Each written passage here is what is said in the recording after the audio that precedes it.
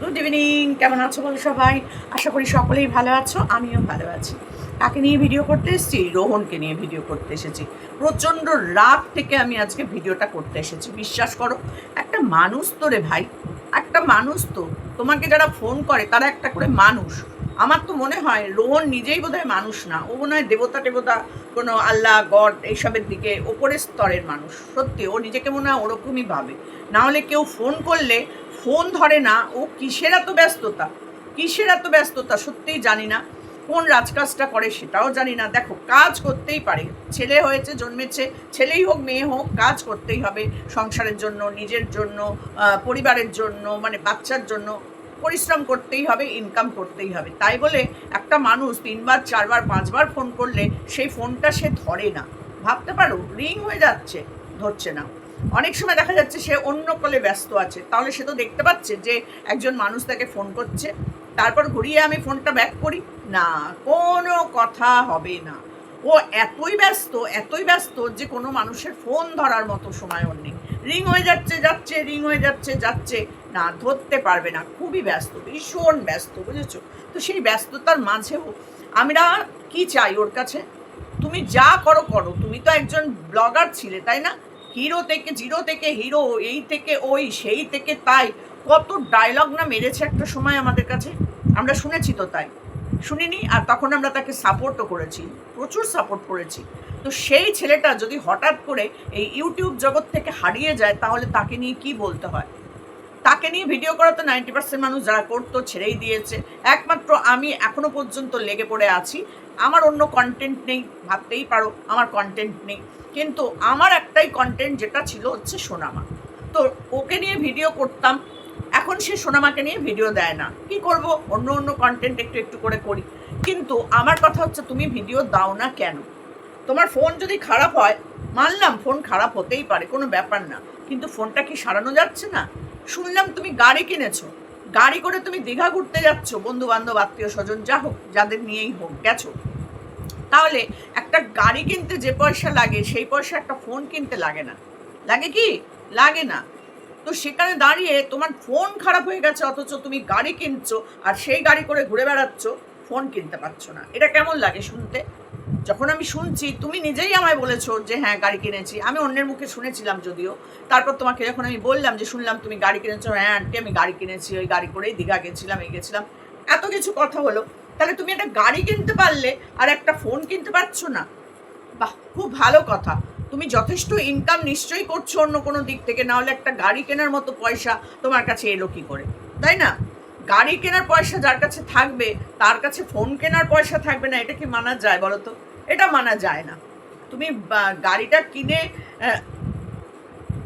দীঘা ঘুরতে যাচ্ছ, দীঘা ঘুরতে গিয়ে সেখানেও একটা পয়সা খরচ হচ্ছে, হোটেল ভাড়া, খাওয়া খরচ, যাওয়ার সময় তেল লাগবে। তো সেইগুলোকে সব জোগাড় করতে পারো, আর একটা ফোন কিনে ফোনটা সারিয়ে, কিনতেও হবে না, ফোনটা সারানোও যায়। তো সেই ফোন সারিয়ে নিয়ে তুমি একটা ভিডিও দিতে পারছো না, এটা কি মানা যায়? আজকে মাথা প্রচণ্ড গরম আমার, বিশ্বাস করো প্রচণ্ড গরম। এতদিন ধরে তোমরা আমাকে সবাই রিকোয়েস্ট করতেন, দিদি তুমি বলো, আন্টি তুমি একটু বলো। আমি কিন্তু যথেষ্ট বলতাম, বিশ্বাস করো, যখনই ফোন ধরেছে বা রিং ব্যাক করেছে, আমি কিন্তু ততবারই ওকে বলেছি যে একটা ভিডিও দাও, একটা ভিডিও দাও। এ কি করছো তুমি ভিডিও? হ্যাঁ আন্টি ভিডিও দেবো, হ্যাঁ আন্টি ভিডিও করেছি, 2-1 দিনের মধ্যেই দেবো। হ্যাঁ আন্টি আমি ভিডিও করবো, আমার ফোনটা খারাপ হয়ে গেছে, তো আমি ভিডিও করেছি, আমি এডিট করতে পারছি না, আন্টি এই হয়েছে, আন্টি তাই হয়েছে। সব আমি মেনে নিয়েছি, সব। তারপরেও তুমি গাড়ি কিনতে পারছো, ঘুরতে যেতে পারছো, এই শুনলাম আসাম গেছো, এই শুনছি দীঘা গেছো, এই শুনছি বকখালি গেছো। বকখালি নয়, বাড়ির কাছে মেনে নিলাম, হলো ঠিক আছে, তাও 1-1.5 ঘন্টা 2 ঘন্টা লাগে যেতে। তো সব কিছু মেনে নেওয়ার পরেও এইটা মানতে পারছি না যে তুমি সারাদিন তোমার ফোনে ফোন করলে ফোনটা অল টাইম ব্যস্ত থাকে, আর না হলে সুইচ অফ থাকে। তুমি বলো, কারা বিশ্বে মানে ভাববে যে তোমার কাছে একটা পয়সা নেই, তুমি ফোন সারাতে পারছো না? খুবই খারাপ লাগছে। আমার কাছে অনেকেই ফোন করে, অনেকেই বলে যে তোমাকে ফোন করলে তুমি ফোন ধরো না। আর যদিও বা কোনো সময় ধরে ফেললে, এই আমার একটা ফোন আসছে, আমি না একটুখানি ব্যস্ত আছি, আমি না ওখানে আছি, আমি না সেখানে আছি। এটা কিসের জন্য করো? আমরা তোমার কাছ থেকে কেউ রিটার্নে কিছু চাই না কিন্তু, যে রোহন আমার এই এই হয়েছে, একটু টাকা পয়সা দেবে, রোহন আমার বাড়িতে আজকে কাজ আছে, একটু টাকা পয়সা দেবে, না, আমরা কেউ তোমার কাছে টাকা পয়সা চাই না যে তুমি আমাদেরকে এড়িয়ে এড়িয়ে চলে যাও। না, আমরা শুধু চাই সোনামাকে একটুখানি তুমি ভিডিও করে দেখাও। হাজার হাজার লাখ লাখ মানুষ বসে থাকে শুধু সোনামার ভিডিও দেখার জন্য। এখন তো প্রত্যেকেই মানে বিরক্তিবোধ করছে, রীতিমতো বিরক্তিবোধ করছে যে রোহনের মতো ছেলে হয় না। এতদিন ছিল রোহনের মতো ছেলে হয় না, মানে ভালো ছেলে হয় না। এখন রোহনের মতো ছেলে হয় না, রোহন একটা এই, রোহন একটা ওই, রোহন একটা তাই। কেমন লাগছে শুনতে সেটা আমার বলো তো? খুবই খারাপ লাগে। আমার কমেন্ট বক্স ভর্তি থাকে সবার কমেন্টে যে দিদি আপনি আর রোহনকে ফোন করবেন না, এতবার ফোন করছেন, এতবার বলছেন, কিন্তু রোহন কি কথা রাখছে? যাই হোক, অনেক দিন বলার পর একটা কথা রাখলো সে। সেই কথাটা কি না একটা ছোট্ট শর্টস দিল। দেখেছো তুমি? প্রত্যেকে খুব ভালোবেসে দেখেছে যে রোহন কথা রেখেছে আমার। এবার থেকে রোহন একটা করে ছোট করে হলেও শর্টস দেবে। আজকে 4 দিন হয়ে গেল আর রোহনের কোনো শর্টস নেই। বিশ্বাস করো, আমি আজকেই ফোনটা করেছিলাম, ফোনটা করার পর আমি এই ভিডিওটা করতে বসেছি। একটা ফোনে ফোন হয়ে যাচ্ছে, রিং হয়ে যাচ্ছে, ধরছে না, আর একটা ফোন সুইচ অফ আছে। তাহলে বলো কিরম মাথাটা গরম হয়? তুমি ফোন দেখছো, রিং হয়ে যাচ্ছে, তুমি ধরতে পারছো না। এরকম অনেকেই আছে, আমাকে তারা বলে যে দিদি অনেকবার ফোন করেছি, ও ফোন ধরে না, ও ফোন ধরে না, ধরলেও এমন একটা উত্তর দেয়, কথা বলতে আর ইচ্ছা করে না। তাহলে কেন কেন তুমি এই সমস্ত কাজগুলো আমাদের সাথে করবে, যারা তোমাকে আমরা ভালোবাসি? যে দিদি ওর বাড়িতে এতদিন ধরে ছিল, তোমরা সবাই দেখেছো, সেই দিদি গলার থেকে চেনটা খুলে পর্যন্ত সোনামার গলায় পরিয়ে দিয়েছিল। এতটাই ভালোবাসা, এতটাই আবেগ, আমি জানি না এত আবেগ মানুষের কোথার থেকে আসে। সেই দিদির ফোনটাও পর্যন্ত ও সময় মতো ধরে না। দিদি আমার কাছে কান্নাকাটি করে যে জানো, ছোট বাচ্চাটাকে দেখার জন্য আমি অত দূর থেকে এত টাকা পয়সা খরচ করে চলে আসি, আর সেখানে দাঁড়িয়ে ও আমার ফোনটা ধরে না।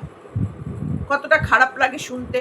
উনি রীতিমতন যথেষ্ট বয়স হয়েছে ওনার, তো সেখানে অত দূর থেকে উনি প্রচুর টাকা খরচ করে উনি আসেন। ওনার খড়গপুরের বাড়ি থেকে ডায়মন্ড হারবার আসতে 6,000 টাকা গাড়ি ভাড়া নেয়। তারপর ডায়মন্ড হারবার থেকে আবার আলাদা অটো করে বা টোটো করে আসেন উনি। সেটা রোহন ঠিক করে দেয়। কিন্তু পয়সা উনি দেন কি রোহন দেন আমি অতটা বলতে চাই না বা জানিও না, কিন্তু আসেন তো উনি। এই বয়সে যে উনি অত দূর থেকে ছুটে ছুটে আসেন, সেটা কেন আসে? শুধু সোনামাকে ভালোবাসে বলে, শুধু সোনামার জন্য, রোহনের জন্য নয়, সোনামার জন্য। তাহলে আজকে সেই ব্যক্তিটা যখন আমাকে কান্নাকাটি করে বলে যে দিদি আমি না কতবার ফোন করলাম, আপনি একবার ফোন করে দেখুন তো ফোনটা ধরে কিনা, খারাপ লাগে না? আবার হয়তো দুবার দুদিন ধরলো না, তারপরের দিন হয়তো ধরলো, কথা বললো, বলে না তা না, বলে, কিন্তু এখন সেটা কমে গেছে। কেন? আমরা তো তোমাকে ভালোবাসি, আমাদের ভালোবাসার কি কোনো মূল্য নেই? কোনো মূল্যই নেই তোমার কাছে? এই যে লাখ লাখ মানুষ সারাদিন অপেক্ষা করে, রোহনের চ্যানেলে বারবার যায় আসে, আমার চ্যানেলে বারবার আসে বারবার যায়, আমার অন্য ভিডিওতেও তারা কমেন্ট করে, আন্টি তুমি একটু বলো না রোহনদাকে ভিডিও দিতে, ও দিদা তুমি একটু বলো না রোহনদাকে সোনামার ভিডিও দিতে, সোনামাকে দেখতে পাচ্ছি না, মনটা খুব খারাপ লাগছে। এই কমেন্টগুলো পড়ার পরেই কিন্তু আমি ওকে ফোনগুলো করি, নাহলে আমার কোনো পার্সোনাল দরকার নেই ওকে, ওর সাথে কথা বলার কোনোই প্রয়োজন নেই। তো সেখান থেকে একটা ভালোবাসাকে যে মর্যাদা দিতে পারে না, একটা উপকারীর উপকার যারা ভুলে যায়, তারা মানুষের পর্যায়ে পড়ে না। সত্যি বলছি, তারা মানুষের পর্যায়ে পড়ে না। আমরা এত দূর থেকে ছুটে যাই ওদের সাথে দেখা করতে, কেন যাই? কোনো কিছু কি পাই আমরা তার বদলে? যে না আমাদের ব্যাগ ভর্তি গিফট দিয়ে দিয়েছে, আমরা এই গিফট নিয়ে দৌড়াতে দৌড়াতে আসবো? না না, কোনো কিছু না, উল্টে আমরাই নিয়ে যাই ছোট্ট বাচ্চাটার জন্য।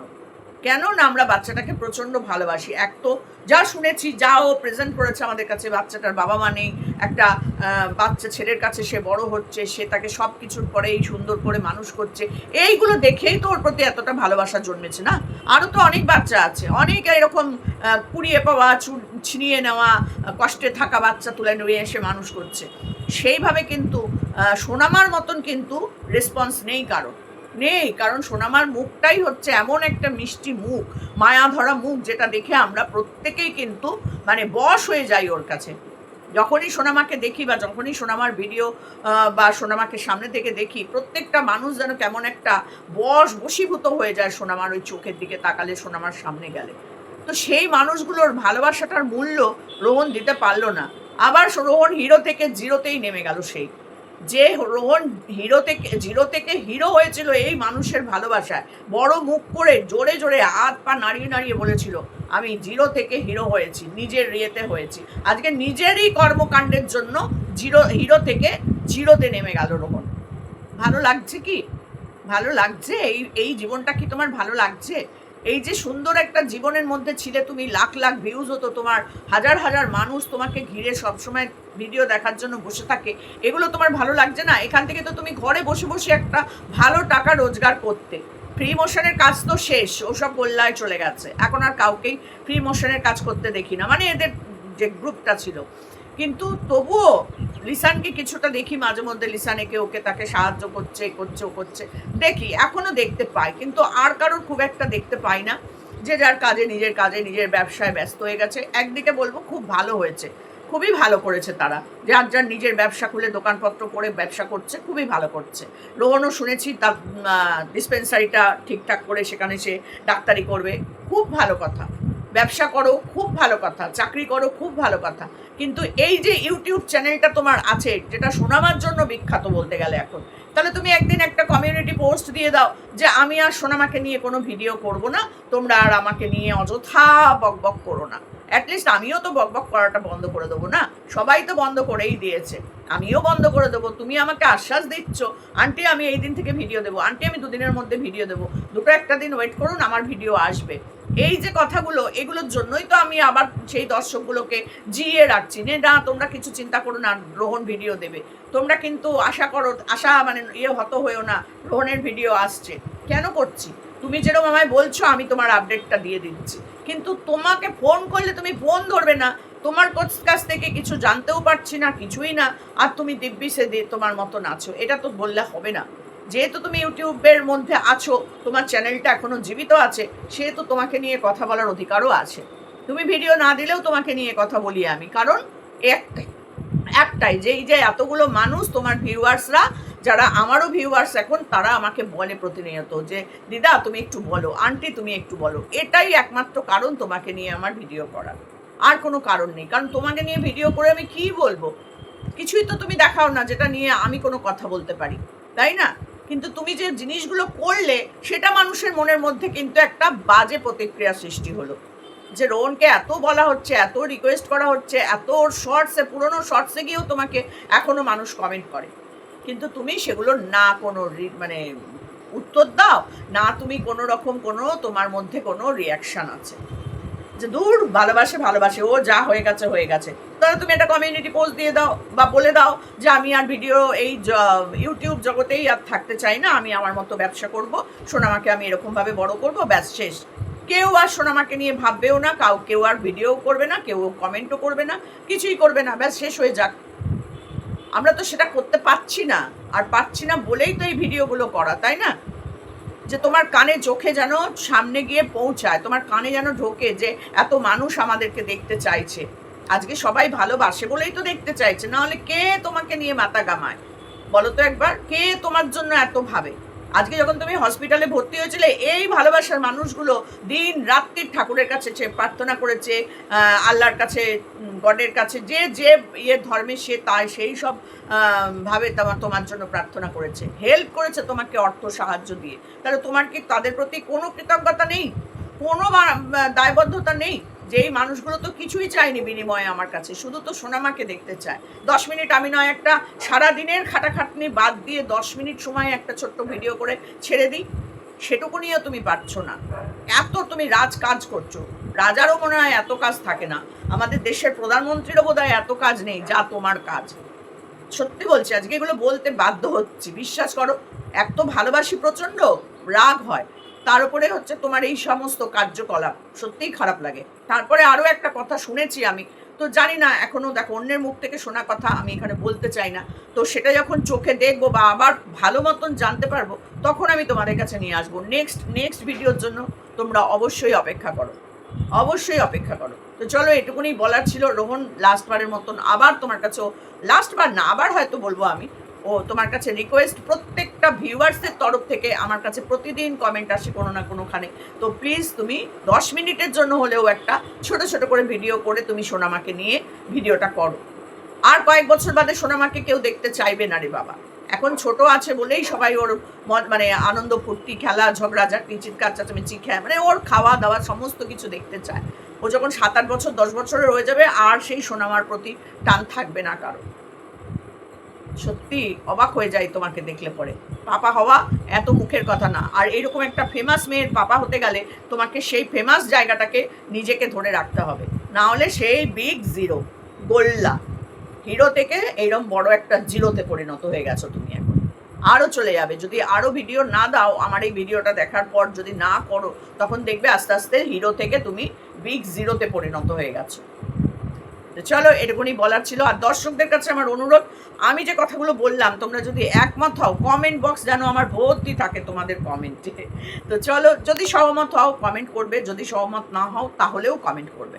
তো চলো, এটুকুনি বললাম, টাটা।